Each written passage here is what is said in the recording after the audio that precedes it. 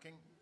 Good morning, everyone. I hope everyone enjoyed last evening. I think it was a lovely evening. Some of you may have even mightn't have gone to bed too happy with the result of the Eurovision, but there you are. Can't win all the time. We're going to start with, as you see from the programme, with what's called other related electoral issues. Now, these are on your... They're on the second ballot paper, and they're issues that arose in the course of the discussion yesterday. So they are issues which may, with your approval, be the subject of beyond the ballot paper that you'll be voting on a little bit later on. And I think it would be very helpful, as part of the whole process, that Jane Souter is going to talk us through in brief detail each of these issues. So what's involved on, when we talk about the size of constituencies, what's the background to this? What is it, if you're going to vote on it, you might actually be voting on. So can I hand over to Jane, please? Thanks.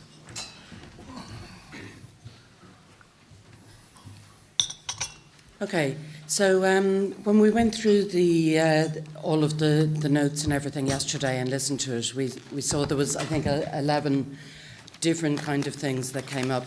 So these are all the kind of things that you might want to hear more about in our next weekend. So we just thought, just in kind of 5 minutes, just go through what the different ones are. So the first one there, the size of constituencies. At the moment, all constituencies have somewhere either 3, 4 or 5 TDs. The Constitution says there's a minimum of 3. But the larger the number of TDs in any constituency, the more proportional it is. In other words, the more the actual outcome matches what the votes are. The larger the number, the fewer the seat bonuses for larger parties, and the more opportunities perhaps for women, which could be in line with previous convention decisions on the first weekend on the role of women. The non-geographic constituencies, this is for those, because obviously there's divided opinion on localism, whether it's something that we want to see more of or less of. But for those who have identified localism as a problem, there is a possibility that constituencies wouldn't have to be geographic. Like if you look at the Shannon, for example, the constituencies can come from an industrial panel or an agricultural panel. Or you could have alphabetical constituents. You know what I mean? There's loads of different ways, or numeric ones. Or we could just have one national constituency, such as in the Netherlands. The third one there is on by-elections. So the thinking here is it fair that voters in one constituency halfway through a Dáil sitting might get to change the numbers in the Dáil, or get to change the government majority. So there's other ways that we could replace vacancies. So you could recount the last vote without the person who's gone, or you could have substitutes, which is what we have in European elections and local elections. The next one is the ballot papers. So we know that there's a certain amount of alphabetical voting. So Tom there, being an Arnold, is going to do better than I would as a Souter, all other things being equal. So would you want to have them randomised or different ways other than A to Z? Now, obviously, if you had very big constituencies with a lot of names on the list, they might have to be organised by party or something, because it would be very hard to be able to find the different names if they weren't alphabetical. The next one is compulsory voting. That came up a good bit at the different tables. We might want to think more about it. Other countries such as Australia have it. I just noticed I skipped over the number of TDs. So it's stipulated in the Constitution that there has to be a certain number of TDs per head of population. And as the population of the country has grown over time, so has the number of TDs. So there's going to be a slight reduction in the next election to 8, but that's 8 fewer, but that's as far as you can go with the existing constitution. So some people think we should have more TDs and some people think we've less. Is that something that you want to talk more about? Non-parliamentary ministers. So the Constitution says all ministers have to be from the Oireachtas. So in other words, they have to be members of either the Dáil or the Seanad. Two can be members of the Seanad, but that's rarely used.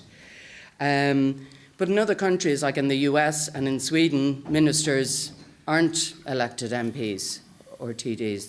They're completely separate. Or in a lot of other European countries, ministers have to resign from their own constituencies and substitutes go in when they become ministers in order to reduce the kind of local focus of ministers. There was talk about, would we like to see, some people thought we'd like to see more independence, and some people thought we'd like to see fewer independence. So again, is that something that we want to discuss? Establishing an electoral commission came up in quite a few places. Nora Owen said it well. So an electoral commission is a good way of establishing best practice on how to minister elections. The current programme for government talks about it, and it could mean that there'd be a standing referendum commission. So every time the government's going to have a referendum, they don't have to scramble and set up a new one and appoint a different judge, and then the whole thing gets delayed. So that would be one thing. The next one is direct democracy. So that involves the rights of citizens to petition for referendums themselves. So you could say get 50,000 signatories and you'd bring it to the government and you'd have to have a referendum on that issue. So is that something that we want to talk about? And then the last thing is term limits for TDs. So that would mean that, say, for example, you could only have 2 or 3 terms. So it would obviously increase the turnover. There'd be more and newer faces, but you'd also lose a lot of experience. So, there's pros and cons. So again, if that's something we want to talk about. So I think we have a few minutes now for any questions about any of them. I mean, at the end of the day, you'll be asked of the issues that are on the ballot paper to rank them in order of preference as to what it is you think is most important to talk about. And that would determine then, or at least in part determine, the agenda for the next meeting in June. So any questions to Jane or maybe some of the other panellists here on any of these issues that are mentioned?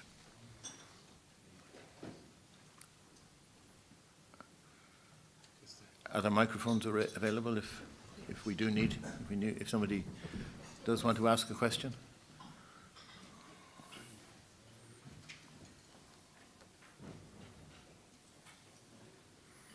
Yeah, okay. We'll get one to you, Katrina, when we... Yeah, okay. Thank you. We're all a bit slow starting this morning. The size of... I'm just asking a question about European constituencies and where it might fit in here, because I know it was something we discussed at our table yesterday. And if we were to look at... there's different potential... possibilities for European constituencies. One is you continue as is, though I don't believe that's a very fair way of doing it.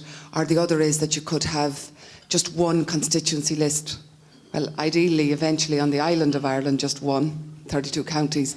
But in the interim, 26 county, that you just have one list of European constituencies, and that would give a much fairer balance for all different parties and non-parties. And I'm just wondering, where would that come in here? Would that be size of constituencies, or are we just talking about general election here? I think our specific term of reference is general elections rather than European elections.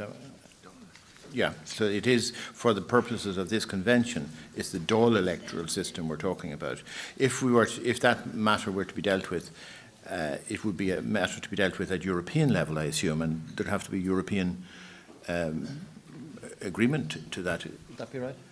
Well, we could do it if we wanted to, but there wasn't.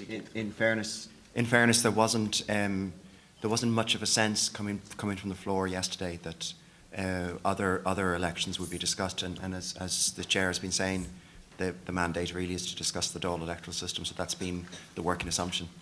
Okay. There was a question, firstly David, then Catherine, then Robert, and there was another hand which I saw. Anyway, if we My name is take it in David that order. Cullinan. Thank you. Just two very quick questions. First, in relation to item 6, compulsory voting. I think there was a wider discussion at a lot of the tables in relation to increasing the franchise and voter turnout.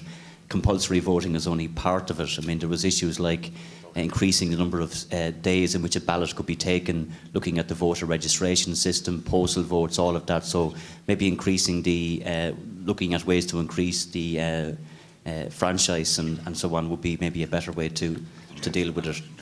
And also the issue of,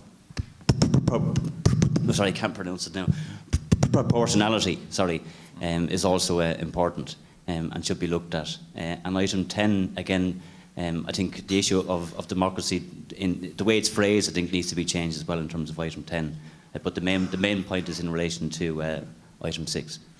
Okay, we can probably take that on board. Let's take some more comments. Catherine. Yeah, just looking at the, Catherine Murphy, just looking at the list of items, some of them don't actually require a constitutional change. And if this is the Constitutional Convention, you know, should we not be limiting ourselves to things that should change, that we can make a recommendation to change the Constitution? For example, the size of the constituencies doesn't require a constitutional change. For example, just on the issue of independence, the political parties are not actually referred to in the Constitution. So, how would you consider that should be changed? Is it you'd be obliged to become a member of a political party if you know, there's things like that. It's just that maybe we might differentiate between the things that do require constitutional change and those that don't. Thanks. Yeah, no, I mean, just on this, I mean, the context of a listing like this is if, for example, within the existing electoral system, there are a number of changes which could be made. Indeed, of course, they could be made without constitutional change. But it would be a follow-on if, for example, the convention was to vote to say, you know, they either predominantly or exclusively or perhaps with another system would like the PRT system to remain, PRSTV system to remain. These are things, if you like, which are part of the wider agenda for political change, I think, which follows on from that. Okay, and that's a very good point. Art's saying to me we could highlight the ones on the ballot paper which would actually require constitutional change. That actually could help it. Chair, could I add, sorry, but it could be that you could also make a constitutional change. So it's not impossible that the convention might decide that they want to write into the constitution a minimum size of constituencies. It's possible. That's it. Yeah. Okay. I think just in order of seeing, Joanna, did you express a wish to speak? No, okay. It was just, well, there was an issue that came up at our table, which was to do with the, you know, the distribution of the surplus in, you know, under PRSTV in Dáil general elections, and just, you know, in relation to the point made there by Catherine about the constitutional and the size of the constituencies. Well, there's a under the Constitution it says, you know, it has a 3-seater as the kind of bottom line, and, you know, you could change that. You could ban 3-seaters by amending the Constitution. It's just to make that point as well. Sure, no, I appreciate that. There are things in the Constitution which determine the size of constituencies. Robert, I think you were next, and then Michelle. Thanks. One thing that I think came up that isn't up there are different types of electoral system. So I'm just wondering if that can be added. And just as an aside, there's a need to review the whole way the electoral register is done. I think there'd be no harm if a message went to the government on that, because it's extremely inefficient the way the present system works. Thanks. I mean, Robert, the first ballot paper covers your first point when you have a look at it. Sorry, who did I say next? Michelle, I think, and then John. Thank you. Good morning. Just further to my contribution yesterday, what I would actually seek is that we examine the possibility of changing Article 16, which allows for TDs, the numbers of TDs proportionate to population alone. I'm asking that we look at least consider maybe different possibilities as they exist in other systems, that it might be more nuanced based on geography, identity and so on. That would form part of what we might discuss the next day, and that we might tease out issues around that. Okay, all right. John, I think, was next. And then Maureen. Okay. Good morning. Good morning, Mr. Chairman. I think that it is tremendously important that we would give a high preference to the establishment of an electoral commission by reason of the fact that it would take party politics out of any interference role with how our elections are conducted into the future. And I think it would be there to cover many of the points that are listed in that 11 list that is behind you. It would make take a great burden off the electorate's worry and concern about issues red herrings that come up from time to time across the media. And it would focus an attention on the best suited ways with an independent elected commission. Thank you. Thank you. I think that may well be a view that's widely shared. Maureen, you're next. Behind you. Maureen O'Sullivan. Are we not including on the ballot paper an option of no change? Yeah. But again, that's the first paper, the first ballot paper, which we'll go on to discuss in a bit more detail now. Okay, no, I just looked at it and there was only the two options.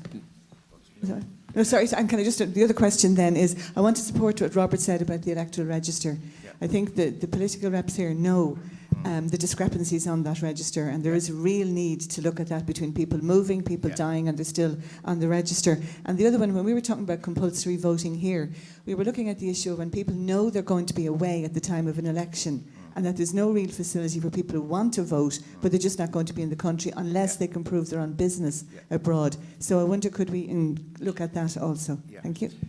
I mean, and this does go back, I think, to the point, Catherine, the things that could be done anyway without any constitutional change and other things that... David, you're coming in. If you don't mind, I come in, because between Maureen and Robert and David, it suggests to me, if there was an agreement, that there might be an additional item to add, which we could think of how we might call it, but it's to do with access to votes, whether you vote on more than one day, whether you postal vote, whether you can vote in all sorts of other ways, measures to increase turnout, whether we deal with the electoral registrar. So it could be measures to increase turnout, could be an additional item to add. I think just as my sense is that we're beginning almost to stray between the two ballot papers, and it would probably make more sense if we went on to David explaining the first ballot paper now, because I think, then we'll see the thing in the round, I think, a bit better.